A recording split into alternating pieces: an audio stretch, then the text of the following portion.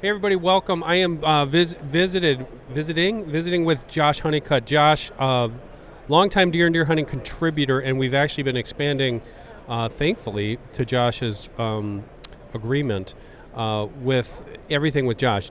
Video, TV, we're going to be doing a lot more with Josh. Josh, welcome to the program. Thank you. It's an honor. It's just such an iconic brand. It's just wonderful to be a part of that family. Well, we're happy to have you because A, you're one of us, and B, you're one heck of a diehard deer hunter. I mean, you and I know we don't know each other personally really well, but professionally we click. The ideas you have come along with for Deer and Deer Hunting magazine specifically over the past I don't know how many years, it's basically like you're reading my mind, and I appreciate that, and I know our readers appreciate it. Well, if I can make your job easier, then that's good. Now, I do have to amend one of your statements. I am not a good deer hunter. I am just too stubborn to quit. Don't listen to this guy. And so I put in way too much effort, and that makes me look like I have all this success. Well, and that's what makes you a good deer hunter. John Eberhart was very uncomfortable. He did not know that I was going to blindside him and put him on the cover of Deer and Deer Hunting this past issue and call him the best bow hunter in America. Mm-hmm. John's that type of guy. Now, John's a couple years older than us. He could kick my butt in good shape, but he is the – if you want to say a try-hard, he's beyond try-hard. He's that kind of guy like yourself that just immerses himself in the animal, learn more about the whitetail. And Jack Brower said that way back in the day. The more you learn about the deer, the better hunter you're going to be. Yeah, he's on a different level. He's one of the few that I put in that top tier, in that group of elite hunters that I aspire to, but will never attain or become. And so it's always good to have some, people like him, icons like him, and others to really learn from. And, they set the standard, and he's been doing it for such a long time, and he's incredibly knowledgeable, just a great steward of the resource in general. So he's definitely a deserved honor on his part. I'm sure he appreciates that. Now, I have to preface all of this by saying I am kind of a fanboy when it comes to a lot of things with sports and hunting, but with my elders especially, and I don't mean this in any disrespect that like they're old, the guys who came before us and showed us how to hunt, especially public land, things like that, if you pay attention, you learn how to hunt. And that's, I think, the biggest thing. I learned it, too, from people in the industry. Pat Reeve, Lee Lukoski, I have always said they've wanted it way more than I have ever done. And you can learn something from everybody, whether they're a celebrity on TV or if it's the guy down the road who nobody knows who's killing bigger bucks than anybody you've ever seen.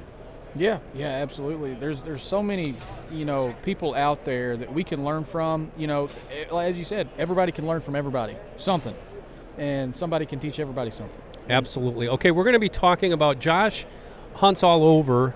He hunts out of state. He's from Kentucky.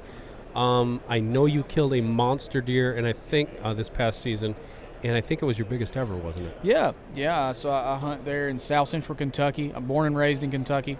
I lived in South Carolina for a couple of years when I worked for the National Wild Turkey Federation, but I've pretty much been there my whole life, and grew up hunting the river bottoms of Green River, and that's not where I killed this particular deer at, but as the crow flies, it wasn't that far, and it's just a really special place. I have had the honor. I've not hunted as many places as you have, but I've hunted quite a few states throughout the Midwest, the Southeast, and despite all of the places that I've hunted, my favorite place is home.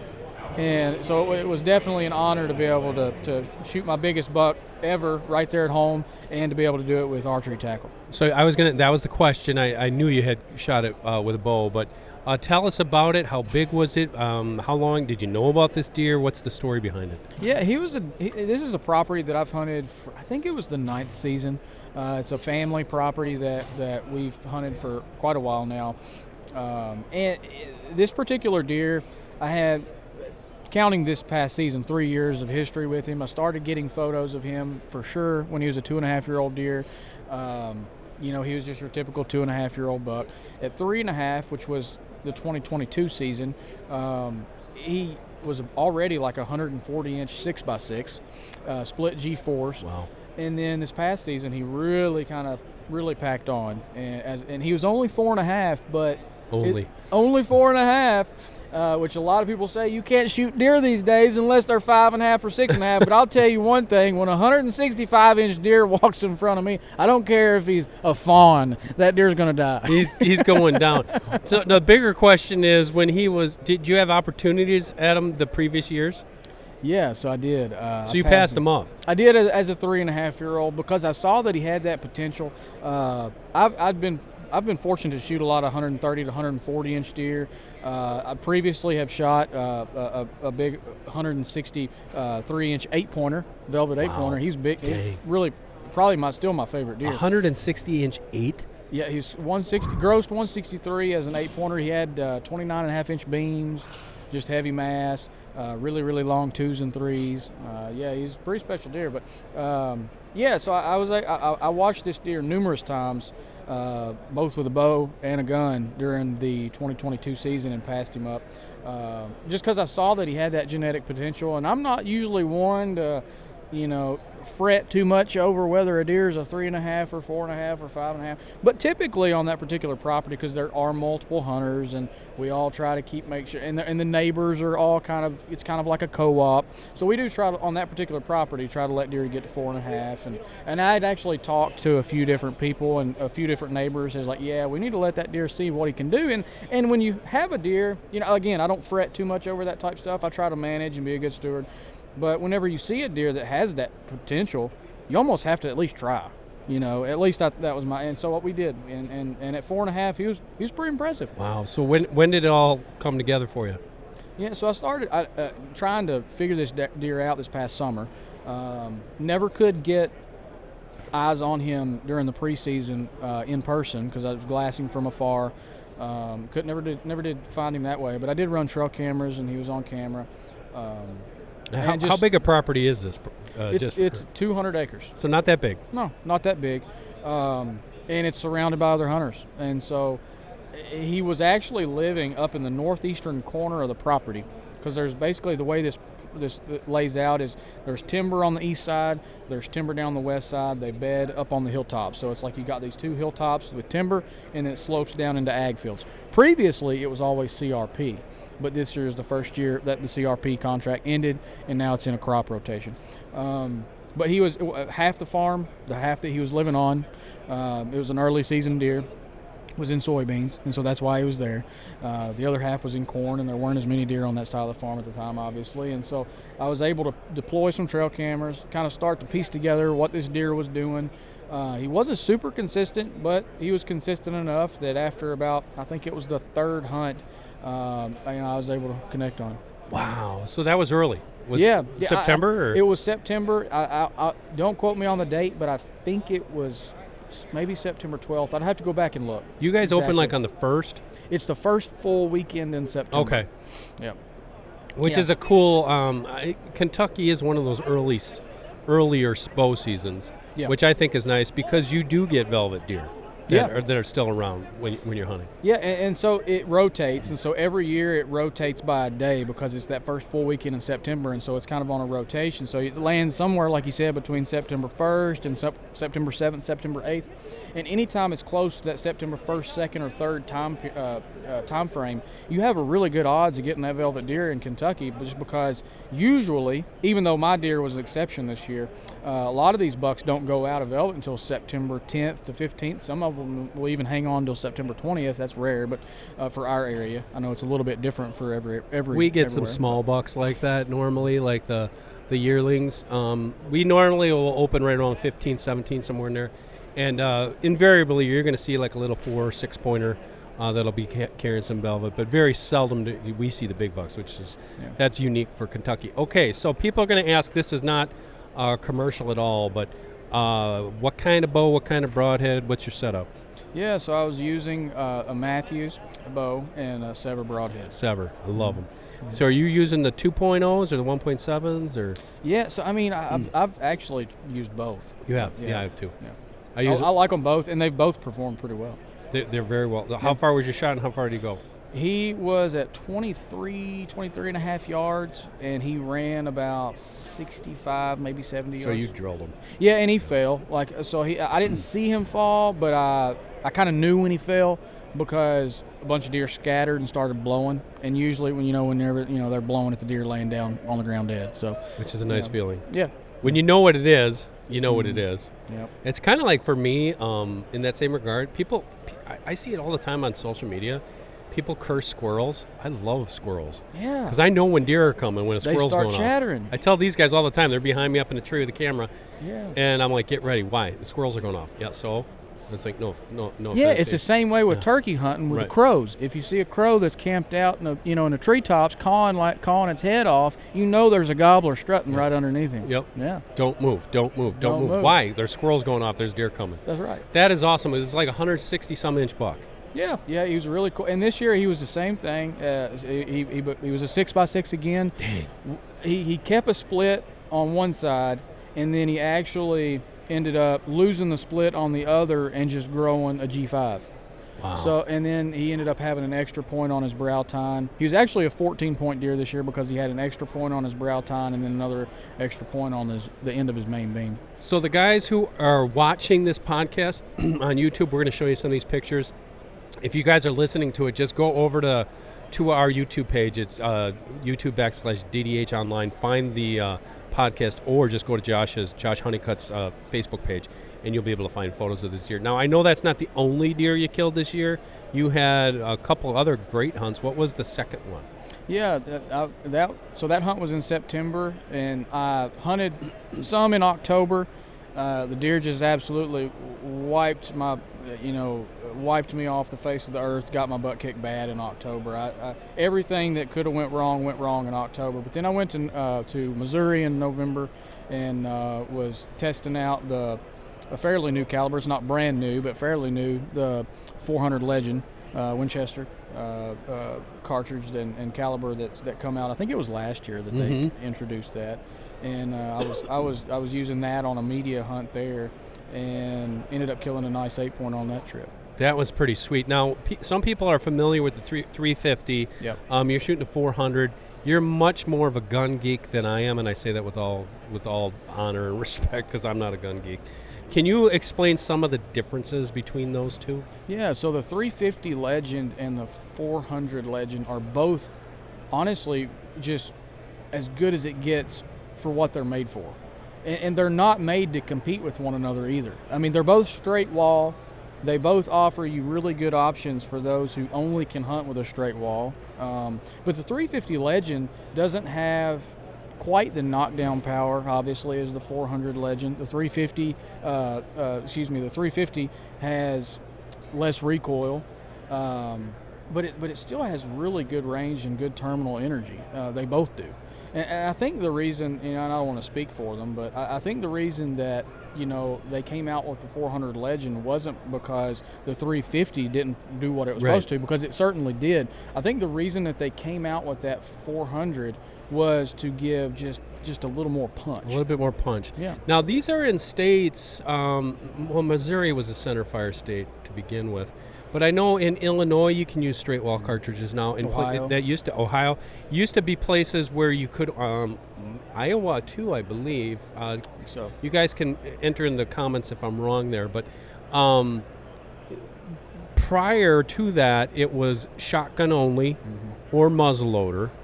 And now this is kind of a game changer, isn't it? It really is. And there are some stipulations that some states have when it comes to these. Like I think in some states you can't have the clip in. Like some of these states, maybe Iowa was one of those, I'm not sure, where you can only have a single shot. Okay. And again, correct me if I'm wrong on that, but I think there are some states that there are some stipulations to whether how you can use the 350 or the 400. Like whereas most states like Ohio will allow you to have multiple. I think it's up to 2 or 3 that you can have in the gun at the same time. Were you shooting a single shot or lever action? Mine was a single shot. Single shot, okay. What kind of rifle was that? It was a Winchester. It was a Winchester, okay. I know some guys who have used both.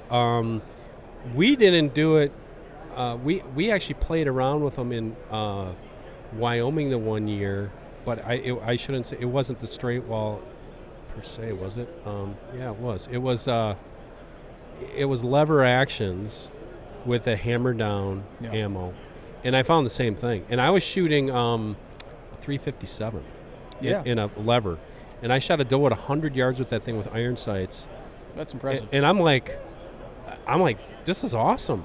Yeah. And I purposely aimed like I do with a rifle, aimed at the shoulder, and I punched it through both shoulders. So I think there's now that's a different caliber between a 350 and a 400. However, when you look at that, you don't have to. I think some people used to look at it with a little bit of anxiety, like, oh, this isn't going to be as good as my shotgun or even my muzzleloader with 3 pellets or whatever. Well, the ballistics though on these newer straight wall calibers are not the same ballistics of your straight wall calibers from decades ago. There's so much ingenuity that's being put into these new rounds, these new calibers. Yeah, they're straight wall, but man, they don't shoot like your traditional straight walls. They don't, and I think what you're saying is 100% accurate. They're making, if you look at all the major ammo manufacturers, you've got Hornady, you've got Federal, you've got Winchester, you've got all these other companies. They're making them for what people are using for. And in the past, like when I used that 357 example, I would say, with almost guaranteed certainty, not that long, a few years ago, you were basically shooting a handgun round through that rifle. They didn't make it, and now they're tweaking that technology. Yeah. Well, a guy wants to go deer hunting with this, we're going to make it better, and I think that's awesome. Yeah, you can get ballistic points for straight walls. You couldn't get that before. So I'm going to have to put that on my list now, I guess. I haven't shot a deer with a 350 or the 400 yet. Yeah, and I'll tell you, in my opinion, that 350 Legend is just the perfect rifle, even if you're not in a straight wall state. It has such good downrange energy, and it's such low recoil. It's the perfect youth gun. That's what I was going to ask you. It's the perfect gun for maybe a female hunter that's smaller framed or isn't used to recoil. They're not an experienced hunter. Even a man who isn't used to recoil. It's just a really good gun. I've shot a deer with the 350 Legend, and I've shot a deer with the 400 Legend. Now that 400 Legend, it's got a little bit more recoil to it, but they made it to pack more of a punch. And I will say this, the deer that I shot with a 350 Legend, he ran probably 50 yards and fell over, died like that. The deer that I shot with the 400 Legend dropped in his tracks.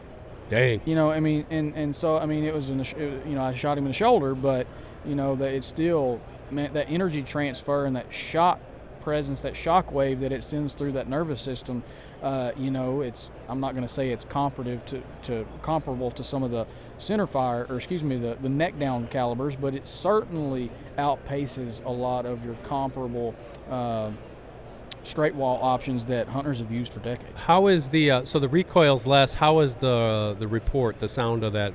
Is it a loud centerfire, or is it something in between? I would say moderate. Based on my understanding, and I did shoot a couple of boxes through it at the range, so I would say moderate. That's good, and that's a point that needs to be emphasized. A lot of people always ask me, I'm getting my son or daughter into hunting, and I'm not saying this to be sexist, but my wife or girlfriend into hunting, and they are kind of got a little bit of anxiety over the recoil, but they're also kind of got anxiety over the bow, loud bang. Well, the 350 Legend is so quiet. And when you used to shoot a shotgun, it would rattle your teeth. Yeah, that's the beauty with that 350 Legend. You get that 30 caliber bullet, and it still has really good energy, but it also has hardly any recoil, and hardly any report. It obviously has report and has recoil, but when you compare it to other 30 caliber bullets, man, it really shines. And like my two daughters, who when they went hunting when they were young, they shot 243s, and they both dropped their deer instantly because I taught them deer anatomy. Yeah, first thing out. But that's a smaller little round. Yeah. So now this gives you several options. Yeah. Basically, I would probably, without even shooting those two, from guessing what you're telling me, probably the same or less recoil, the same or this. I would say probably the same amount of report. So now I'm like, you know what? If I do have an issue, and I think some states don't even allow you to do 243, which I think is ridiculous, but that's another topic for another day. These other ones, more options. I don't see any downsides there. Yeah, and there are a lot of resources out there that talk about the actual that go into detail of the ballistics with the 350 Legend and the 400 Legend. That talk about it better than I can here off the cuff. But man, they really do stack up to a lot of these other really popular calibers, and you can break down exactly how they compare in all the different relevant categories. Okay, so somebody's watching this, I know, who's going to be a ballistic expert, or they play one on the internet. Tell us in the comments. You tell us what Josh just said.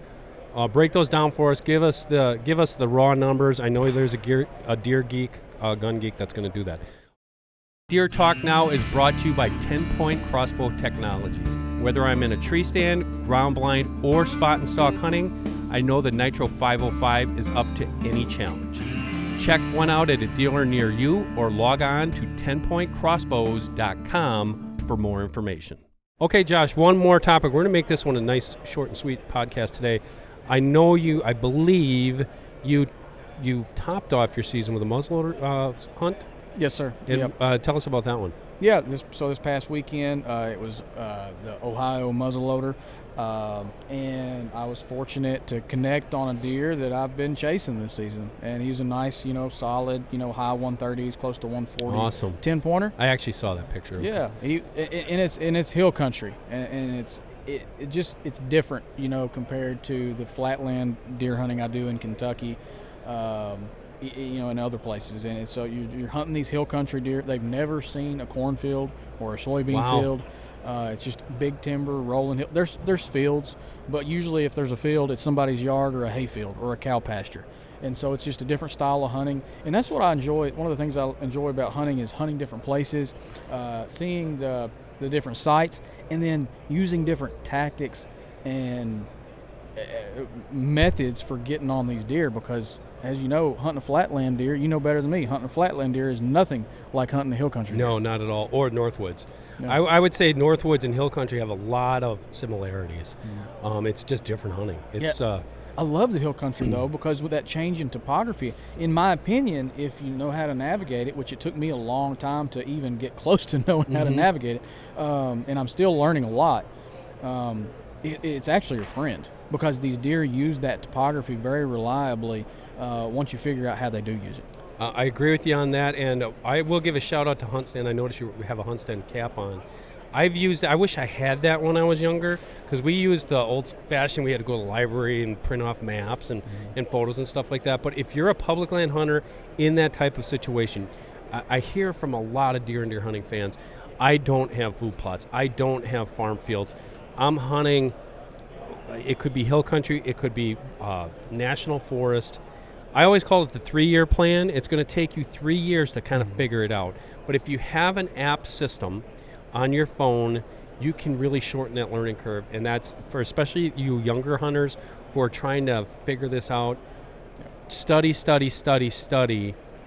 Let the deer show you how to hunt them, and I think you can really have some success doing that. Yeah. Let me go back to your muzzleloader hunt before we end, Josh, and talk about setup on the muzzleloader. What were you using? Powder, bullet? Do you remember? Yep. So I had a CVA. It was the MRX. Is their mountain rifle. They've kind of rebranded. That's a pretty sweet gun, isn't it? It is. Yeah. It's a short. It doesn't have the longer barrel. It's got the shorter barrel, but it still shoots really accurate. Whenever I pulled it out of the box, bore sighted, shot 3 shots, ready to go. Wow. I mean, it was, and dialed in. You can use a scope out there on a muzzleloader? Mm-hmm. Okay. Yeah. I was shooting 250 grain bullet, and then 100 grains of powder. 100 grains of loose powder? Pellets. Oh, so 2 pellets. Yep. Okay. I've dabbled around with those. That's kind of what I've used now. Yeah. I shoot an Acura still, CVA. I've dabbled around with the loose powder if you're. Correct me if I get your opinion on it. I think it's best to shoot loose powder if you're into it. If you're really into it. If you just want to shoot a deer, go out, you don't have a lot of time, you can easily dial that thing to 100 yards. 2 pellets, pick your bullet, and try to sight it in. And then it basically, the consistency is kind of there for you if you're doing that. If you're doing loose powder, that basically, you got to figure that recipe out for yourself. It might take you a half day at the range, maybe not even a couple hours at the range, and then just stay with it and make sure they always say keep that powder dry and measure it accurately. Yeah, I am not a muzzleloader expert, but you know, my opinion is the same as yours. If you're doing a lot of long range shooting, so if you're the type of muzzleloader hunter where you're going to shoot a deer that's 200 yards, maybe beyond 200 yards, maybe even 170 yards or 175, you know, loose powder is going to be more consistent. It's going to be more accurate because, I mean, that's the deal with muzzleloaders is consistency. Mm-hmm. You know, consistency, load after load after load is where you get your accuracy. And loose powder is going to be more consistent and more accurate than pellets. For me personally, I have shot probably, I don't know, at least 5, maybe 6 bucks with a muzzleloader over the past several years. And I'm trying to think, 1, 2, 3, I can't count. I'll have to go back and count. So correct me if I'm wrong. Somebody go to my social media pages and then call me out. But I think I've shot 5 or 6 bucks with a muzzleloader over the past few years, something like that. And I'm pretty sure every single one has been under 100 yards. So for me, who does not do a lot of long-range muzzleloading, it just makes more sense for me to use the pellets because it's more convenient. And that's exactly the point. Yeah. Convenience, and if you're not trying to get the long range, you're 100% right. Mm-hmm. 200 yards for me, not happening. Nope. Not with a muzzleloader. And that's just like with the crossbow for me. I mean, I shoot both. You guys know I shoot my Matthews, I shoot my 10-point. Crossbow, I've shot 3 deer at 50 to 55 yards. Mm-hmm. And everybody says, oh, you can shoot 100 yards. No. Even if I'm practicing and can hit that target at 100, there's no way. And that's the same thing with a muzzleloader. Yeah. Muzzleloader, even though now I know there's guys who's going to come and, I can shoot that 250, 300. You're in the exception. Mm. You're the geek that's got that figured out. You know your ballistics. The average guy, 100 yards and in, and boom, you did 3 states this year, huh? 3, Kentucky, successfully, Missouri, and then got my butt whipped in Indiana. Well, you almost got the Grand Slam. I tell you, something else I tried to do once I realized that there was a possibility was do a weapon slam. I'll go ahead. I did that one year. Yeah. So I got one with a rifle, got one with a compound bow, got one with a muzzleloader. If I had gotten a deer with a crossbow, which I never did actually try. I was going to. I just bow hunted with a compound in Indiana. But once I realized I was running out of deer season, I almost realized too late because I'd been bow hunting with a compound in Indiana, and then I was like, well, if I start hunting with a crossbow, I might be able to get a slam. But then I never did actually do it. So you did it all on deer, though. Well, I did. I did all the weapons, including a handgun, but the handgun was a hog. So, but I still count. It still counts. I still count. And I was gonna try to fill a doe tag with my recurve at home. I've never shot a deer with a recurve. I haven't either. So I got a recurve last year. It was a Hoyt Satori, and I picked it up last summer, I think it was, and I've been shooting it ever since. But I've not actually shot a deer with it yet. So if I would have actually hunted, which I never did, with a crossbow in Indiana and been successful, then I probably would have really tried hard with the recurve at home to get a doe and go 5 for 5 on different weapon types, but didn't come to fruition. That is pretty cool. That's a fun challenge, everybody. That's a challenge for somebody out there to do it. Let's see you guys. I'm sure somebody's probably done it. Oh, I'm sure. So let's see it happen. But that is pretty. We could break it out all weapons, or we could break it out with just archery-like equipment. Very cool. All right, we're going to cut it short right there. Josh, thank you so much for joining us. People can find you on social media, Josh Honeycutt, and any other shout-outs you'd like to give. No, just deer and deer hunting. Keep coming back. Well, we appreciate it. For Josh Honeycutt, I am Dan Schmidt. Thank you once again for joining us for Deer Talk Now podcast. You can catch it anywhere podcasts are dropped. Also, watch the video versions on our Facebook page and YouTube at YouTube.com/DDH Online every Thursday, brand new episodes. We will catch you next Thursday for another episode of Deer Talk Now. This episode is also brought to you by, with more than 70 years of experience in the animal health and nutrition industries, Analogics Outdoors brings its unique expertise to the science of deer feed and attractants. For more information, visit analogics.com.